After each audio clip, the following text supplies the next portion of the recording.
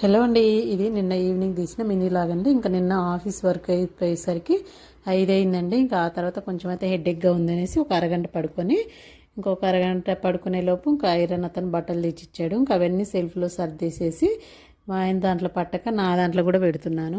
అన్ని బట్టలు సర్దేసి ఇంకా డైరెక్ట్ కిచెన్లోకి వచ్చేసి టీ అయితే పెట్టానండి. కొంచెం అల్లం ఎక్కువ వేసి టీ పెట్టేశాను. ఇంకా టీ మరిగేలోపు గిన్నెలన్నీ మార్నింగ్ కడిగేసిన గిన్నెలన్నీ సర్దేసుకొని ఇంకా ఆ తర్వాత మళ్ళీ గిన్నెలన్నీ కడుక్కొని ఇల్లు ఊడ్చి బట్టలన్నీ పిండిన బట్టలన్నీ మడత పెట్టేసుకునే లోపు టీ అయితే మరిగిపోయినాయి. ఇంకా టీ పోసుకొని తాగేసానండి. ప్రశాంతంగా కూర్చొని టీ అయితే తాగేసి ఇంకా నైట్కి అయితే వంట ప్రిపేర్ చేయాలండి. ఇంకా ఈరోజు అయితే గ్రహణం అండి. అందరూ జాగ్రత్తగా ఉండండి. గర్భిణీ స్త్రీలు మరీ ఎక్కువగా జాగ్రత్తగా ఉండండి.